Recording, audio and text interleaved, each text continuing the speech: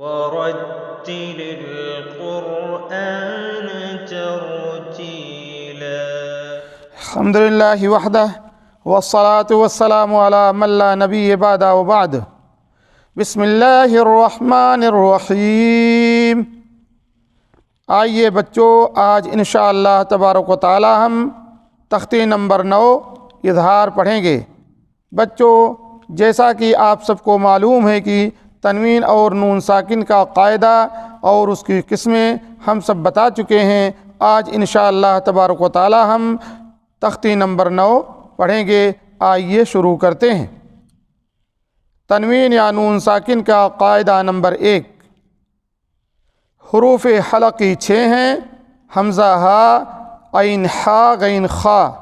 تنوین یا نون ساکن کے بعد حروف حلقی آئیں تو نون کی آواز کو ظاہر کر کے بلا گنہ کے جلدی سے پڑھیں گے. اس کو اظہار کہتے ہیں. بچوں، ایک بات یہاں سمجھتے چلیے، اپنے اس قاعدے میں نون کو ظاہر کر کے لکھا گیا ہے. نون کی آواز کو ظاہر کر کے بلا گنہ کے جلدی سے پڑھیں گے. اس طرح سے آپ یاد کیجئے گا. بچوں، انشاءاللہ تبارک و تعالی ہم اسے 2 حصوں میں پڑھیں گے. طیرن ابابیل میں اظہار کا قاعدہ کس حرف پر ہے؟ کون سا وہ حرف ہے جس پہ ہم اظہار کر رہے ہیں؟ امید کی بچے سمجھ گئے ہوں گے. بچوں، طیرن میں را کے اوپر 2 زبر لگی ہے، اس کے بعد حمزہ ہے اور یہی اظہار کا قاعدہ ہے. نار حامیۃ، اس میں بچوں آپ سب بتانے کی کوشش کیجیے، سمجھنے کی کوشش کیجیے کہ یہاں پر اظہار کہاں پہ ہے. امید ہے انشاءاللہ بچے سمجھ رہے ہوں گے.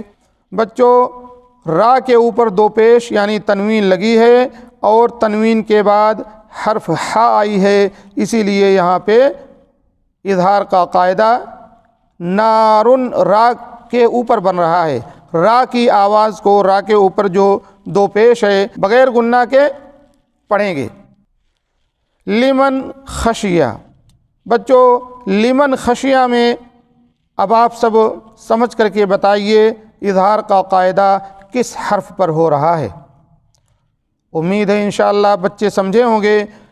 لمن میں نون ساکن ہے اور نون ساکن کے بعد خا ہے، یہی اظہار کا قاعدہ ہے. یعنی لمن، من جو ہے یہی اظہار کرنا ہے، نون کی آواز کو یہاں پہ ظاہر کر کے پڑھنا ہے.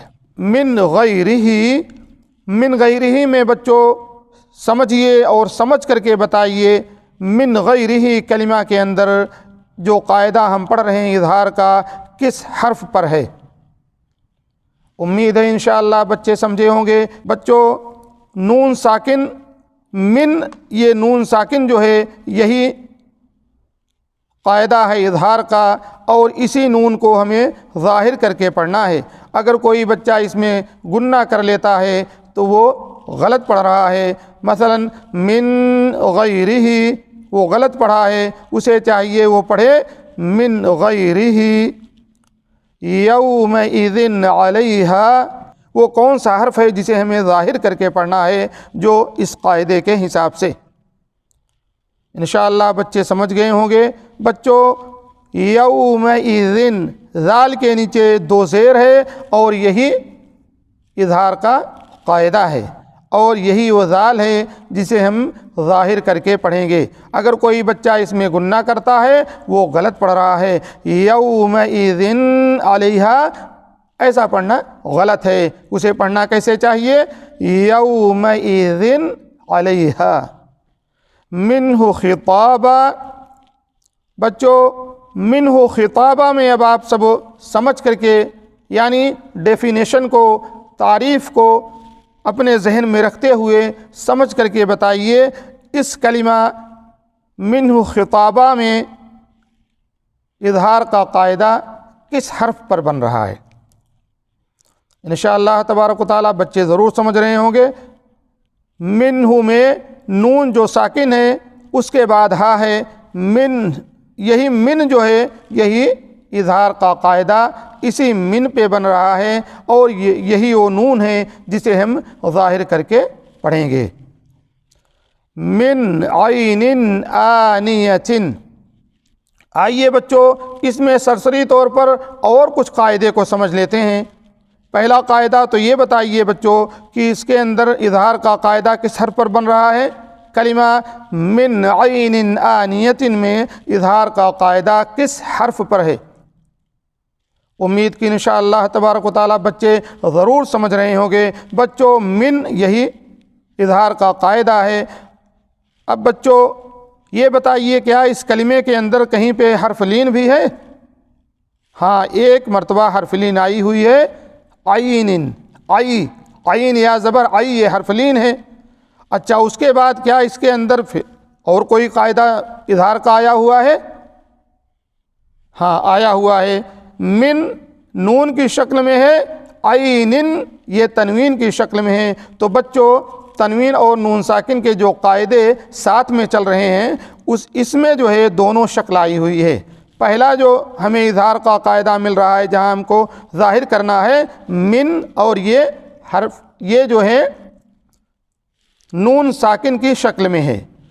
اس کے بعد عین یہ تنوین کی شکل میں ہے، تو اس حرف میں جو ہے تنوین اور نون ساکن دونوں مثالیں موجود ہیں اس کلمے کے اندر۔